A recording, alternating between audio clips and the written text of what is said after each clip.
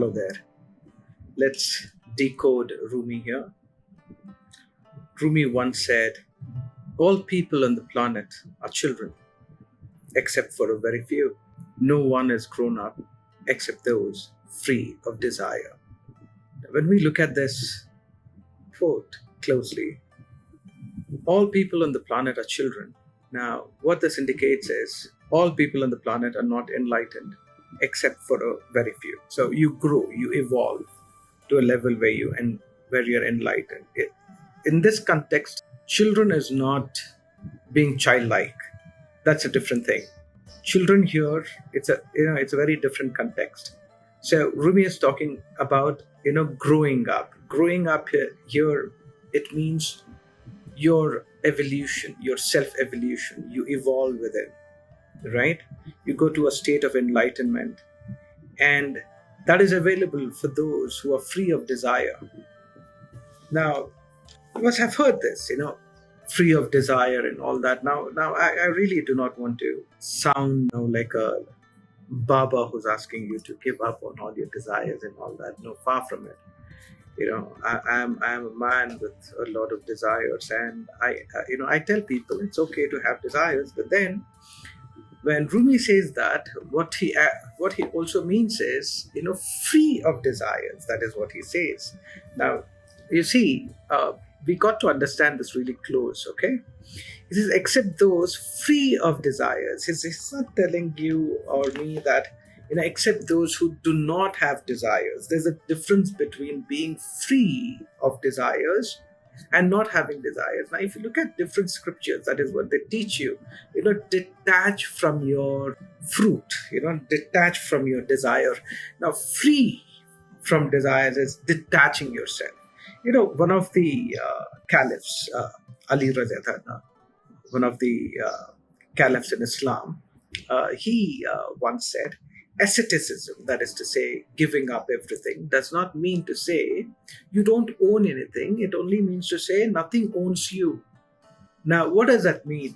Now, if you look at it, it's not about not having desires at all, not having anything at all. But then what it means is you own everything, okay? But nothing owns you. Nothing owns you is you don't derive your identity from your possessions, from your desires.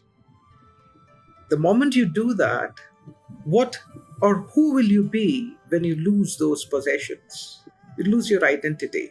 There's also a scripture that says, do your work, do your karma, but phal ki asha mat rakh. Well, see, we got to understand and see these interconnections that are there to better our lives, to become free from within, so that we can live as a strong community as humans.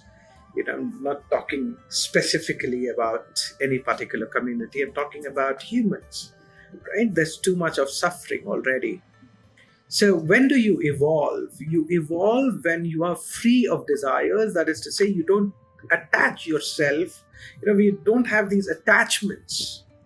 Because the moment you attach yourself to desires, you tend to draw your identity from your possessions, from your positions, from your qualifications.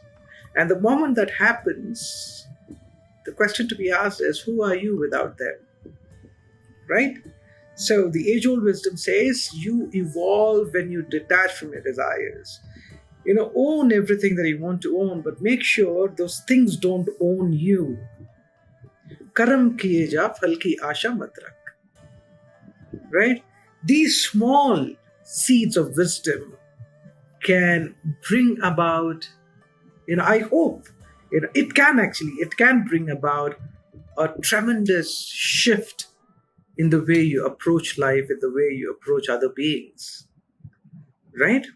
So let's evolve together. Let's be free of desires. Let's have desires, but let's be free of desires.